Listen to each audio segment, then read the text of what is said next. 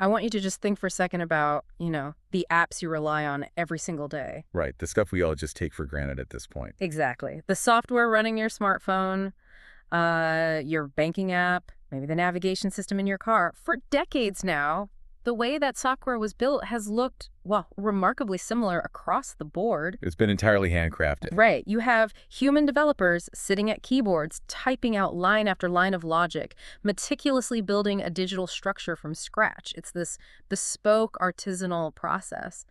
But we are looking at a massive paradigm shift right now. What happens when coding goes from being this specialized handcrafted craft to, basically an automated high-speed production line? Well, it changes the entire architecture of the digital world. We aren't just talking about a new tool that, helps developers type faster. Right. We are talking about fundamentally rewriting the rules on what makes a human being valuable in a modern organization. If you think your primary value is your ability to write code quickly, this shift is going to pull the rug right out from under you. And that is the exact premise of our deep dive today. We've been digging into a really thought-provoking set of materials centered around one core concept, which is titled, What AI Software Factories Change and What They Don't. It's an essential read. It really is. So our mission for you today is to map out this entire transition. We are going to break down how an actual AI software factory functions under the hood, why certain human skills you spent years developing are about to become obsolete, and perhaps most importantly, which specific skills are about to become the single most valuable assets on the planet. Because this isn't science fiction anymore. This is happening right now. Exactly. And getting a grasp on it is basically a shortcut to understanding the next decade of business and technology. So let's get into it. I think to really grasp the magnitude of it, we have to stop looking at AI as just a really smart autocomplete feature. Organizations that simply try to bolt AI onto their existing artisanal workflows are entirely missing the point here. Okay, let's unpack this a bit because I think that word artisanal is the key to understanding what's actually being replaced. Think about traditional software development like, I don't know, a master watchmaker. That is a great analogy. Right. You have this highly skilled artisan hunched over a workbench with a magnifying glass, crafting and placing one tiny gear at a time. It's a beautiful process, and it requires immense focus. But it is inherently slow. Super slow. And it's entirely bottlenecked by that one person's capacity on any given day. You can only build as many watches as that person has hours in the day. Exactly. And if we look at the core definition of this new factory model we're discussing, it abandons the watchmaker approach completely. Yeah. The AI software factory isn't just a faster watchmaker. It's a system explicitly designed to turn signals directly into deployable code. Hang on, turning signals into deployable code, that sounds incredibly clinical. It sounds like an oversimplification of what developers actually do. It sounds clinical because it's deeply industrial. Think about Henry Ford. When Ford looked at automobile manufacturing, he didn't try to give his mechanics faster wrenches. Right, he built the assembly line. Exactly. He looked at the entire process and completely changed the organizational requirement of the work. The assembly line broke the artisanal process down into repeatable, scalable components. So how does that map to software? Well, moving to a factory model means reorganizing how an idea becomes a finished product. You no longer need a room full of master watchmakers. You need people who understand how to design, manage, and govern an extraordinarily complex, automated assembly line. Okay, so if we're firing the watchmakers and building an assembly line, we need to know how this new factory actually works. Like, who or what is doing the heavy lifting on the factory floor? That's where people usually get tripped up. Because I'll be honest, when I first read about AI coding, my immediate mental image was one giant, monolithic sci-fi supercomputer. It's like a massive brain that you just talked to, and it spits out a fully finished, millions of lines of code app in 3 seconds. That is the most common misconception, and it's completely wrong. Relying on one massive, generalized AI to do everything is just a recipe for hallucinations and chaos. So what's the reality then? The reality of the AI factory actually mirrors a highly structured human organization. It relies on a network of distinct, highly specialized roles. And the entire process kicks off with what you mentioned earlier, Signals. Okay, let's define that for the listener. What actually constitutes a signal in this context? Because in a physical factory, your raw materials are tangible things like steel, plastic, microchips. Right. But in a software factory, your raw materials are informational inputs. A signal could be a formal design specification from an architect. Okay. Could be a basic user complaint saying, hey, this page takes too long to load. It could be an item sitting in a product backlog. Which is basically just that giant ongoing wish list of features a company wants to build eventually, right? Exactly. A signal can even be an automated error report from a server that just crashed. Those are the sparks that turn the factory on. Okay, so let's say a user complains that the checkout process on an app is broken. That complaint is our signal. Where does it go? Because it obviously doesn't just go to a generic chatbot. No, not at all. It goes to the first major component of the factory, which is the coordinator. The coordinator. Yeah, you can think of the coordinator as the foreman on the factory floor. It's a central AI agent, but here's the critical part. It does absolutely zero coding itself. Wait, none at all. None. Its sole purpose is to decompose the work and route the tasks. It looks at that signal, the broken checkout process, and uses semantic parsing to build a dependency graph. What does that look like in practice? It basically says, okay, to fix this checkout issue, we don't just need new visual buttons. We need an update to the database to handle the transaction. We need a new security protocol to encrypt the credit card. We need automated tests to prove it works, and we need to update the internal company wiki so everyone knows about the change. See, that blew my mind when I was reading through the source material. The AI isn't just writing a script, it's doing the project management. Exactly. It's identifying all the invisible structural work that usually takes a team of human managers days of meetings to figure out. What's fascinating here is that once the coordinator decomposes that complex request into individual bite-sized tasks, it hands them off to the workers on the line. Right, the specialized agents. Yes, these are AI agents with extremely narrow focuses. You have an agent whose entire universe consists solely of writing database logic. Another agent that only writes automated tests. Another that reviews code for quality. Another that just scans for security vulnerabilities. I mean, I hear that, but I'm struggling to see how a network of completely narrow, isolated bots doesn't just result in a fragmented mess. In a human team, if the front-end developer building the button doesn't talk to the back-end developer building the database, the app breaks. Right. How are these agents collaborating? Do they have their own virtual meetings? They don't need meetings because they execute in context. This is perhaps the most vital mechanism to understand about the whole system. In context, meaning what exactly? Meaning, these agents aren't rogue algorithms operating in a void, inventing their own programming languages. They operate inside the organization's existing tool chains. Okay, let's unpack tool chains really quickly. That's a term thrown around a lot. We are just talking about the specific suite of software, compilers, and deployment platforms the company already uses to build and launch their products, right? That's right. The AI agents log into the exact same systems human developers use. They read the company's internal style guides. If your company has a strict rule about how dates are formatted in your databases, the AI adopts that rule. Wow. And when the coding agent finishes its piece, it doesn't just dump the raw code on a server. It generates a standard pull request. Which is basically a formal digital request saying, hey, I wrote this specific piece of code. Here is what it does. Can we merge it into the main project? Yes, exactly. It acts exactly like an impeccably behaved human employee. It follows the compliance standards, it uses the right templates, and it leaves an audit trail. Okay, so you have this coordinator acting as the foreman, breaking down a user request and handing it to these hyper-specialized robotic workers who meticulously build, test, and document the feature using the exact tools the company already pays for. That's the factory. It's a wild mental image, but it raises a huge red flag for me. Oh. Yeah, because a traditional physical factory is inherently static.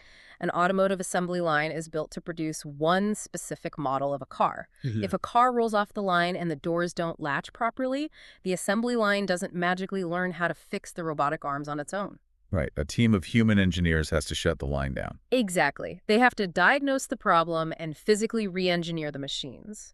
So if software development is now a factory, how does it adapt? Because software breaks constantly. How does the system not just become a rigid, automated mistake generator? This is where the AI software factory completely diverges from the physical factories of the 20th century. The system is driven by a continuous engine of improvement, and it hinges on a concept called closed-loop learning. Closed-loop learning. Walk me through the mechanics of that. How does an AI factory actually learn from a mistake without a human rewriting its core programming? Well, think about traditional software development. If a human team deploys a new feature and a bug causes the system to crash, that's considered a failure. A big failure, usually. Right. The humans have to scramble, dive into the server logs, figure out what went wrong, manually write a patch, and then just hope they remember not to make that identical mistake 6 months from now. Which they almost always do because teams change and institutional memory fades. People leave the company. Exactly. But in the AI factory, that server crash isn't just a failure. The crash generates an error log, and that log instantly becomes a new signal. Oh, wow, it feeds it right back in. It's fed directly back into the start of the factory line. The factory takes that failure as an input. A specialized diagnostic agent analyzes the crash, pinpoints the flawed logic, and immediately updates the factory's own internal rules. Go patches itself. Not just that, it updates the automated test suite so that specific bug can never slip through again. Yeah. It updates the prompts for the coding agents, essentially saying, never leave this type of database connection open again. It's like an organizational immune system. The crash acts like a vaccine, the factory gets sick once, and then it is permanently inoculated against ever making that specific mistake again. That's a perfect way to put it. The knowledge doesn't leave when a senior developer retires. It is permanently baked into the assembly line. It creates a compound interest effect on quality. Every single deployment, whether it succeeds perfectly or fails spectacularly, makes the factory permanently smarter. That is wild. But there is a second half to this engine of improvement, and it's about economics. It's called model and policy layering. Right, because I was thinking running these massive state-of-the-art AI models for every single tiny task has to be astronomically expensive. Every time you ask a massive AI to do something, it costs computing power, which costs money. It's highly prohibitive. If you use the biggest, most advanced AI model on the market to do every trivial task, you will bankrupt your project and server costs.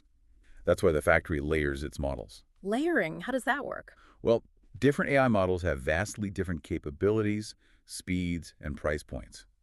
A massive model is brilliant at complex reasoning, but it is slow and incredibly expensive.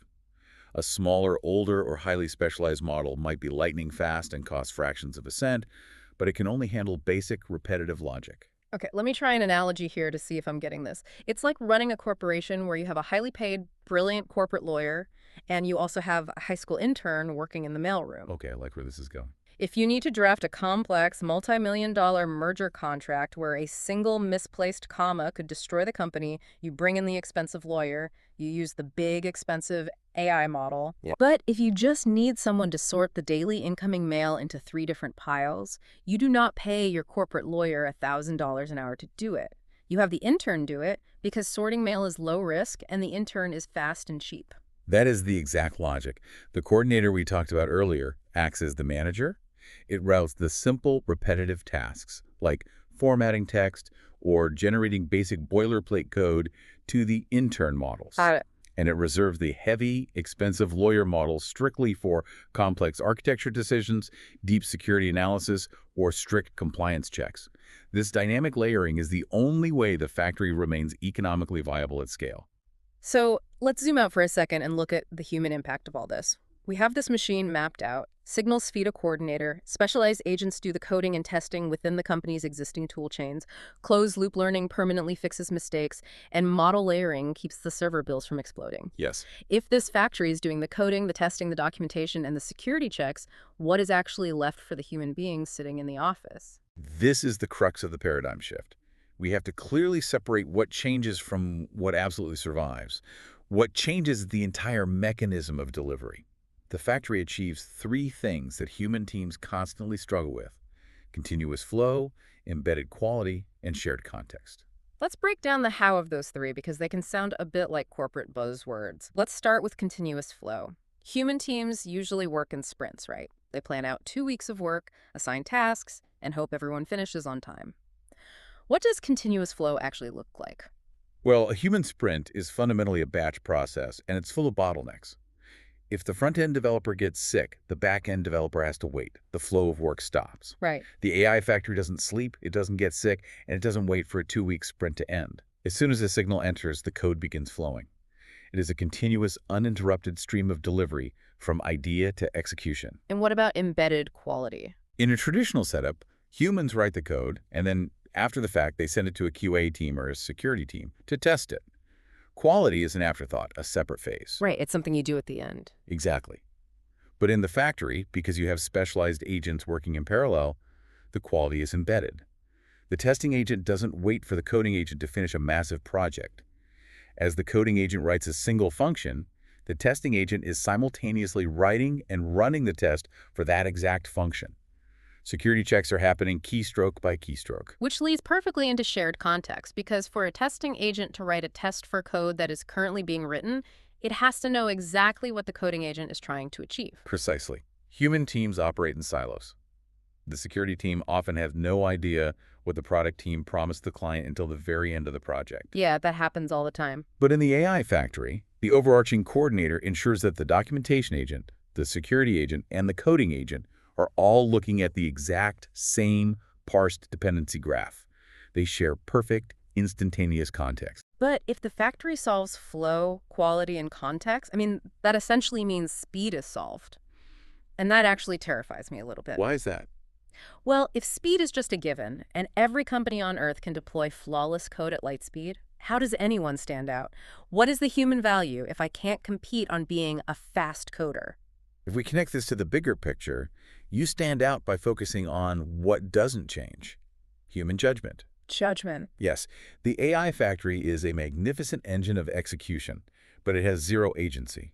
It can write the code flawlessly, but it cannot decide why the code should be written in the first place. Right. It doesn't have a vision. Exactly. It doesn't understand your business strategy. It doesn't know what your human customers actually feel or desire.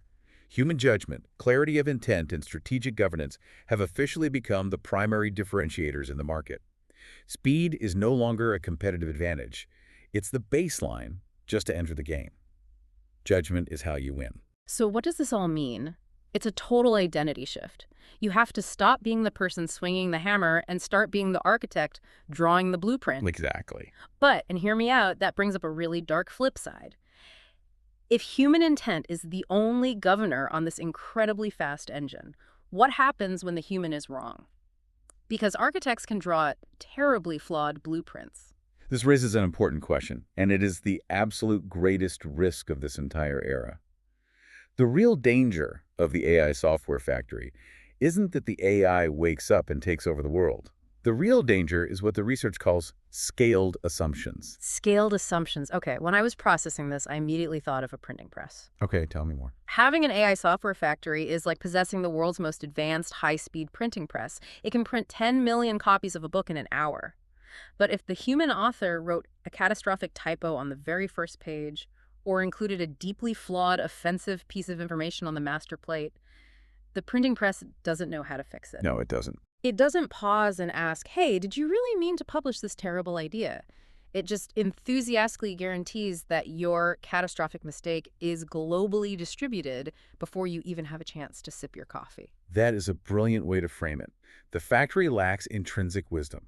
It is simply a massive, hyper-efficient amplifier. It just turns the volume up on whatever you feed it. Exactly. If the business priorities, the guardrails, or the strategic assumptions that human leaders feed into the factory are weak, the AI will not critically evaluate them.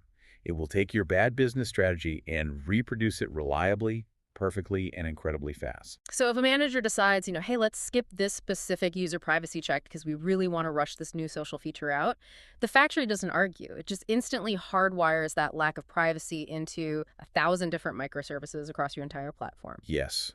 The speed and efficiency actually become a weapon turned against you if your foundational ideas are flawed. In the old, artisanal days, the slowness of the watchmaker was an unintentional safety net. Because it took so long to build anything. Yeah, exactly. A bad idea would take 6 months to code, which gave the business 6 months of meetings and testing to realize it was a bad idea and stop it. We are entirely removing that safety net. The friction is gone. A terrible idea can go from a manager's brain to a million users' phones by lunchtime. Which is why the final takeaway from this research is aimed squarely at human leadership. The practical task of navigating this era comes down to 3 deeply human mandates. First, you have to design the factory deliberately. Don't just buy a bunch of AI subscriptions and tell your developers to type faster. Architect the entire automated system. Okay, and the second? Second, you have to absolutely own the inputs. The signals you feed the machine dictate the reality it builds. It's garbage in, garbage out, but operating at light speed. Great. And third? And third, humans must remain accountable for the outcomes.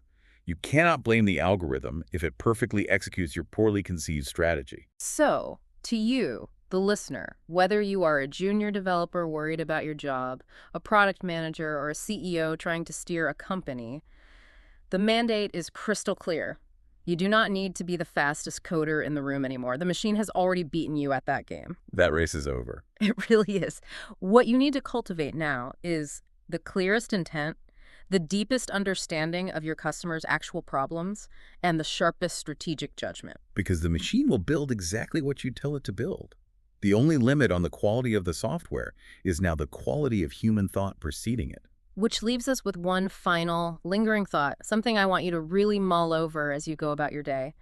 For the last 20 years, we've pushed the idea that learning to code is the ultimate future-proof skill. We teach kids Python in elementary school. We do. But if an AI factory can translate basic human intent into flawless, deployable code in seconds, does learning traditional programming syntax become like learning Latin? In the very near future, will human language, clear communication, and raw logic be the only programming languages that actually matter? Until next time, keep diving deep.